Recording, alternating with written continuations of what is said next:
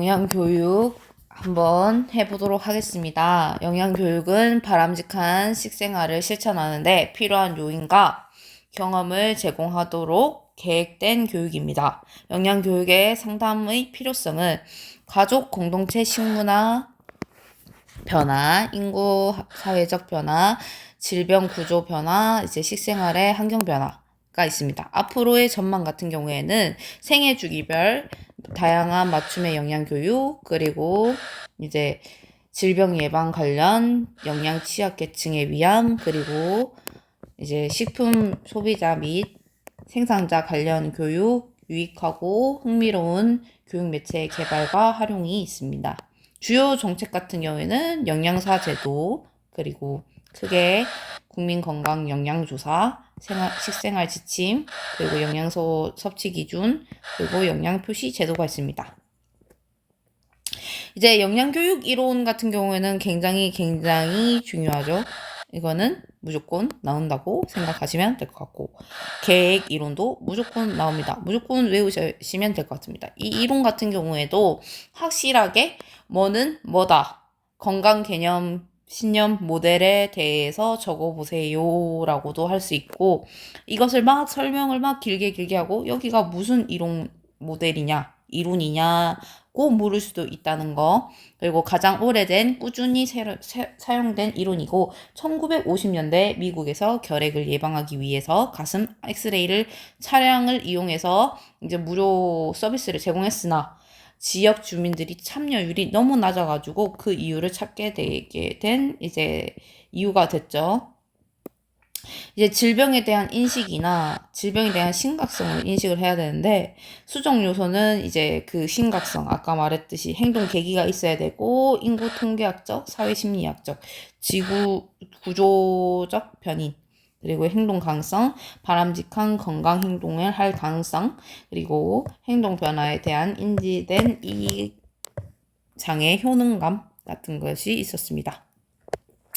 계획적 행동 이론을 봤을 때 행동이 일어나려면 그 행동을 하고자 하는 의도가 먼저 생겨야 하기 때문에, 의도가 먼저 결정되면 이 의도에 세 가지 요소가 있다. 이 세 가지 요소는 크게 봤을 때 첫 번째, 행동에 대한 태도, 그리고 주관적 규범, 그리고 세 번째, 인지된 행동 통제력이 있는데, 행동에 대한 태도는 그 행동이 옳고 그르다는 것에 대해서 개인적 신념과 그 행동을 했을 때 결과에 대한 영향이 있는 거고, 주관적 규범 같은 경우에는 대상자에서 중요한 주변인들이 어떻게 주변 사람들이 나의 영향을 끼친다죠. 그런 거에 대한 그런 것들에 결정을 하는 거고, 인지된 행동 통제력 같은 경우는 계획적 행동 이론이라 할 수 있고,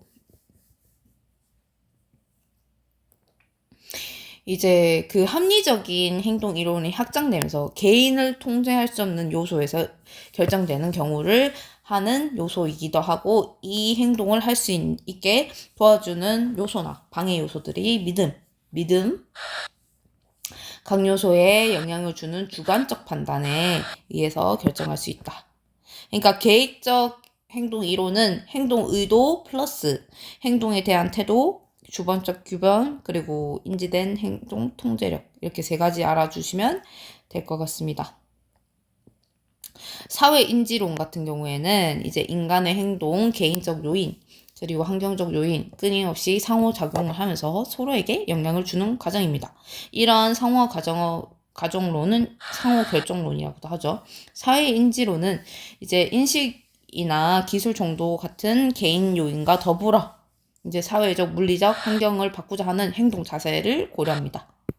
그리고 그 행동 구성 요소에서는 상호결정론, 그리고 행동 수용론, 그리고 결과 기대, 자가 효능감, 그리고 관찰, 학습, 강화, 이렇게 6가지가 있네요.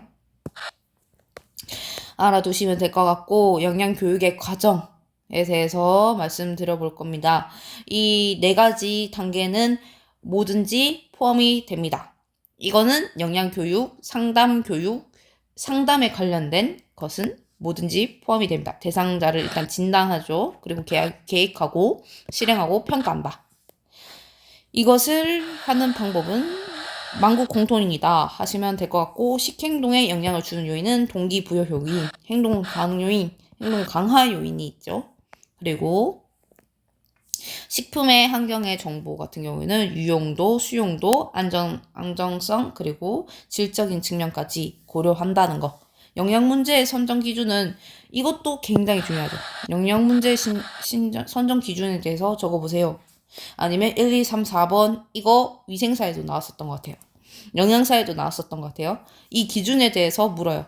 영양 문제의 크기, 영양 문제의 심각성, 영양 문제 교육의 효과성, 정책적인 지원이 필요하다. 이거는 지역사회 그 파트에서도 굉장히 중요하게 다루는 파트이기 때문에 이거는 100% 외우고 이거는 글로도 적을 수 있어야 됩니다. 그렇기 때문에 꼭 외우시기 바랄게요. 이제 영양교육 활동 과정에서는 이제 수집과 분석을 합니다. 이 내용에 대해서 당연히 체계화를 해서 이제 세분화를 해야겠죠. 그리고 이 영양교육을 예를 들어서 애기들을 어린이집을 가서 교육을 한다고 생각합니다. 어린이집에 가서 애기들을 교육을 할 건데 어떤 내용으로 이 애기들을 가르칠 거고 오늘 얘네들에게 어떤 것을 선택할 건지, 그러니까 예를 들어서 식습관을 이제 바꾸게 할 건지, 이 친구들의 이제 식품을 처음에 모르니까 이 식품들이 어떤 것들이 있는지에 대해서 할 건지, 아니면 영양소가 어떤 것이 있다는 것을 알려줄 건지, 그런 것에 대해서 막 수집을 하고 분석을 합니다. 그 내용을 체계화를 당연히 시키겠죠. 그리고 자료를 선택해요. 왜냐하면 이게 그러니까 애기들을 가르칠 건데 고등학생 애들의 교육 자료를 들고 온다면 그 학생들이 당연히 이해를 하지 못하겠죠.